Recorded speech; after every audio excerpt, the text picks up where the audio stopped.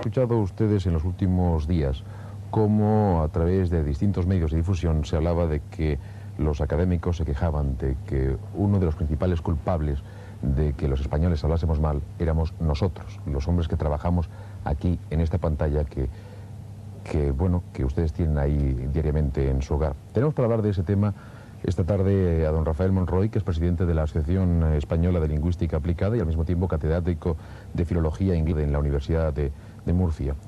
¿Son realmente los medios de difusión los culpables de que hablen mal los españoles o es un elemento más de los que provocan ese mal hablar de los españoles?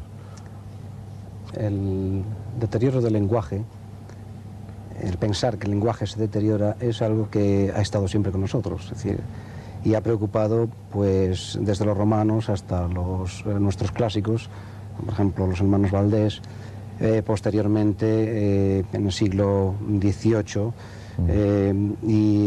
Correas, en fin, y los académicos.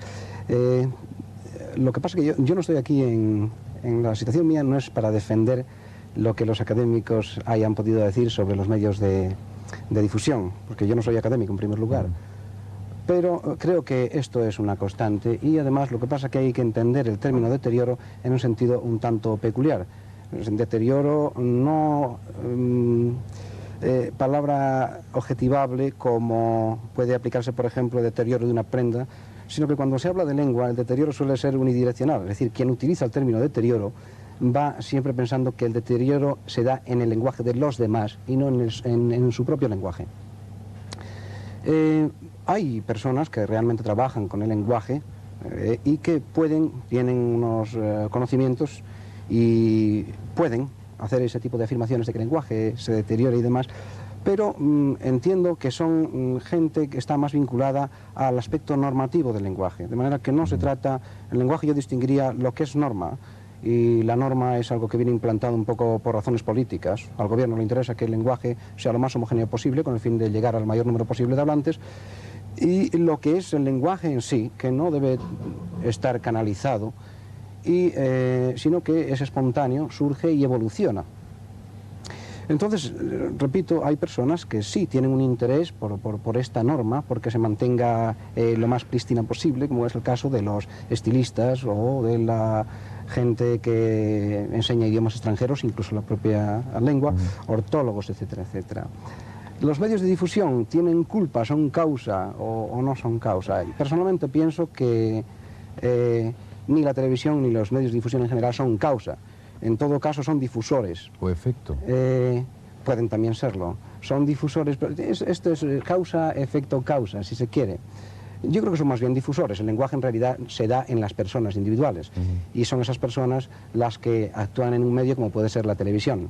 ¿Por qué, por ejemplo, los académicos o a quien corresponda esa potestad no interviene más en la educación de esos niños o de las personas que llegan a escuelas superiores o que llegan a estudios superiores, que es ahí donde realmente puede fabricarse un posterior lenguaje correcto y donde la gente pueda practicarlo debidamente? Sí, bueno, yo no sé, en fin, no sé la razón de por qué los académicos no lo han hecho, por lo menos como entidad, porque los académicos en fin, tienen otras actividades. Lo que sí es cierto es que, por ejemplo, la Asociación Española de Lingüística Aplicada tiene un interés enorme en que el lenguaje, todo tipo de lenguaje, no solo la lengua materna, sino otras lenguas, se enseñe de una manera lo más operativa posible para que sea el cauce apropiado de comunicación, que es la función principal del lenguaje. Realmente ha habido en el planteamiento de la didáctica de la propia lengua, de la lengua materna, por lo menos en lo que al español se refiere, ha habido una proliferación de distintas teorías y ha faltado el elemento aglutinante para hacer que se enseñe la propia lengua como instrumento de comunicación y no teorías sobre esa lengua.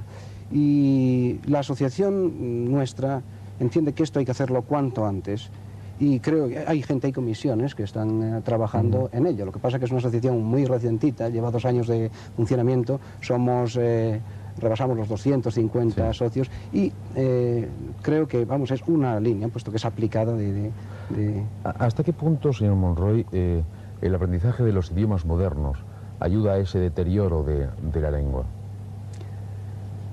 ¿O la introducción de elementos de lenguajes? Bueno, sí, en ocasiones se oye criticar en fin, los barbarismos que se dan en la lengua o estos defectos lingüísticos, y suele achacarse la culpa en parte a los idiomas extranjeros. Y yo aquí pues querría hacer una salvedad. Realmente en España, donde no abunda precisamente el interés por los idiomas extranjeros, me parece que estamos en el ranking de enseñanza de idiomas extranjeros en España, debemos ser los últimos en Europa, menos de 3 horas a la semana no se da en ninguna parte de Europa. Habiendo dicho eso, es difícil pensar que los idiomas extranjeros tengan una incidencia en la marcha y en el desarrollo del lenguaje. Esto por una parte. Yo creo que este es un aspecto que realmente incide poco. Ahora bien, se da también el elemento de que aquellas personas que sí, que dominan una lengua, pues encuentran con opciones. Y esa opción, en un momento determinado, puede surgir la palabra extranjerizante o extranjera, porque resulta que en ese momento, en el impronto, pueda salirle esa otra palabra que le suple perfectamente, que le cumple el cometido que él entiende de hacer.